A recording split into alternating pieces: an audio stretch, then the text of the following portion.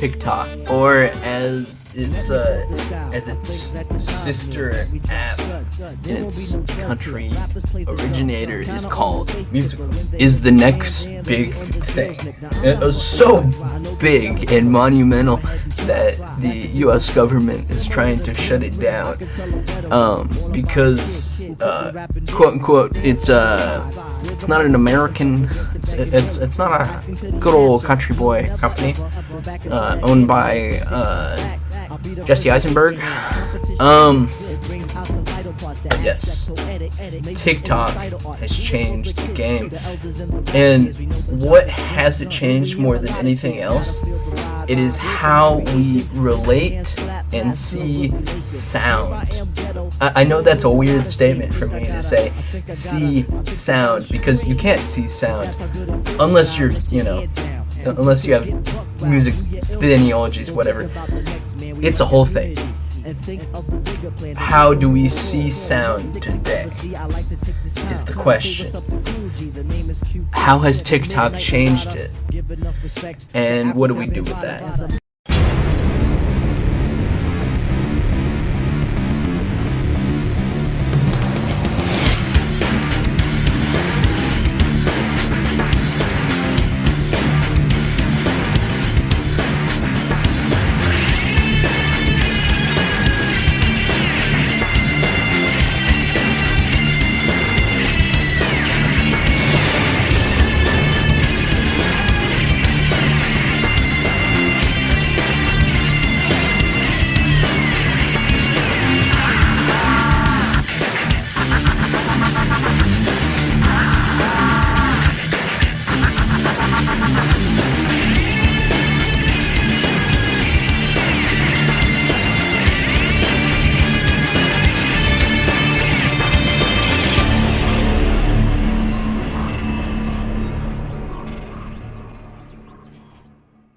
I love music.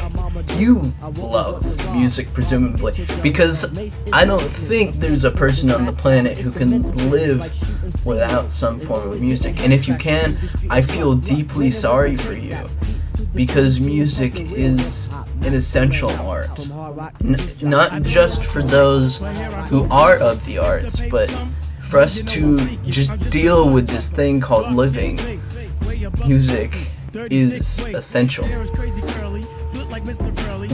and it doesn't matter what kind of music you listen to, whether it's Taylor Swift or Daft Punk or A Tribe Called Quest or AC/DC. It's all music, and everybody has their own tastes, and that's awesome. Now, today we're talking about TikTok and how has it changed music for the better and for the worst.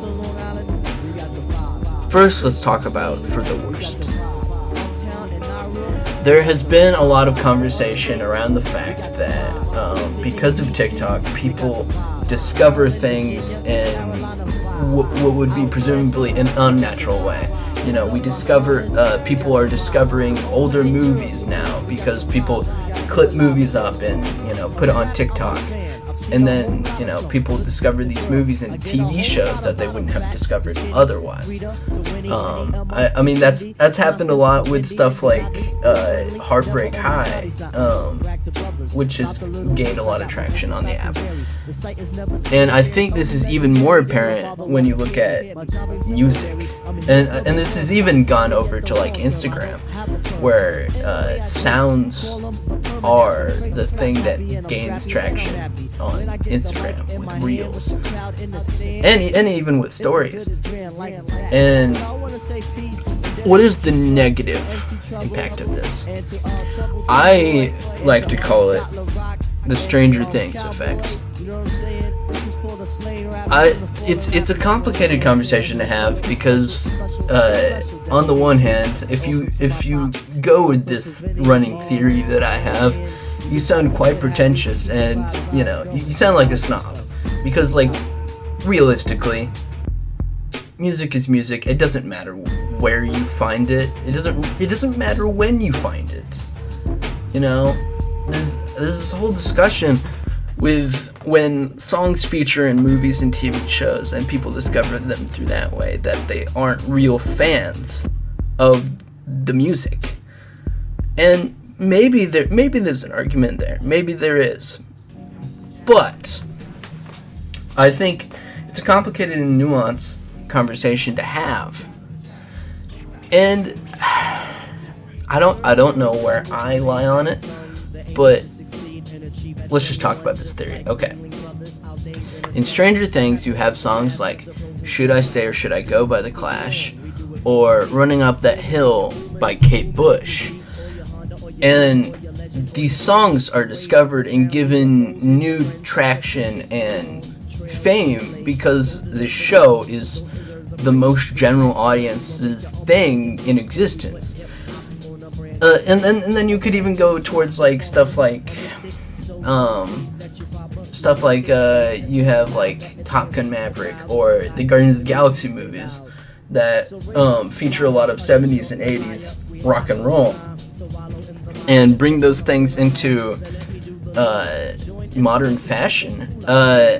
And it's complicated to say if this is a good thing or a bad thing, because these older songs do get a lift because of these features in movies and TV shows, and these features in these apps, in TikTok, and the use of this. You know, it does give these older artists a lift, which is nice. But at the same time, you have to ask the question, these younger kids who are getting attached to these older songs, are they diving into the deeper discography of these musicians and becoming lifelong fans of them? Yes and no. Now let's talk about the positive side of the TikTokification of music. And is this: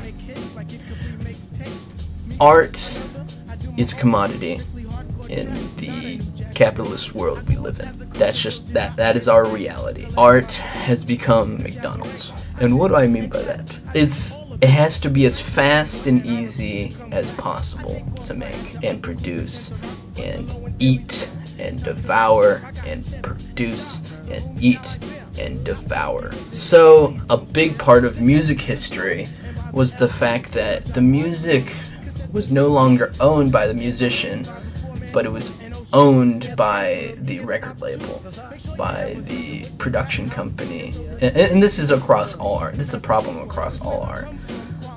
And I think the beautiful thing that's happened because of TikTok is the music is given back to the musician, and it's given back to the people that listen to the music, because everything is so it's individual industry on there.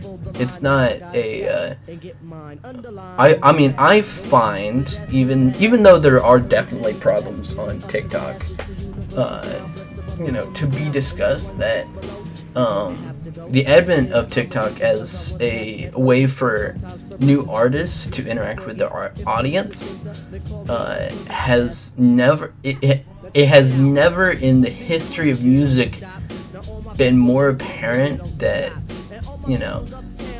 the artist gets to own their music in the biggest of ways and own their audience in the biggest of ways, which I think is a beautiful thing. And it's a way of it's giving music back to people, and that it's no longer the commodity that they can just snatch away from them.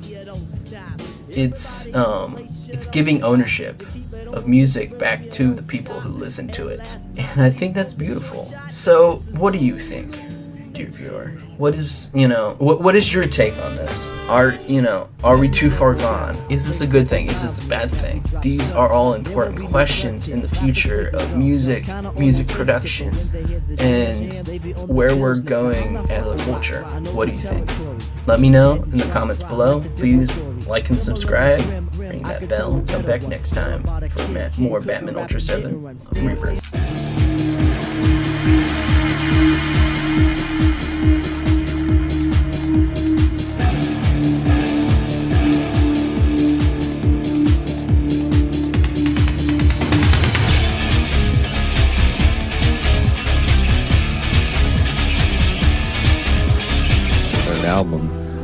I wasn't really taking large advances from the recording companies.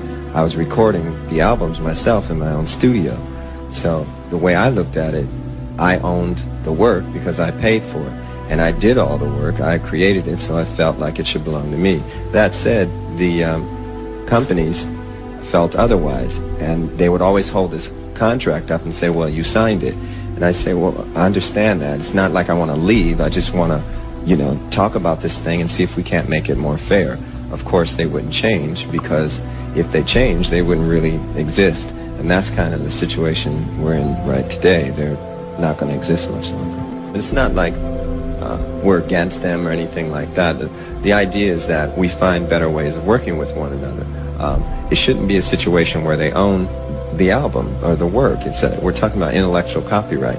If they're going to be indeed a delivery service, then that's fine. But even FedEx doesn't say that they own the thing that they ship, you know, right? Because ultimately it keeps us apart, and it keeps the people in power in charge of us. So ultimately we're going to have to learn how to be together and become one people. We get some elders up in here and let's talk about all this, distribution service. I mean, what do we really need record companies for? I mean, really.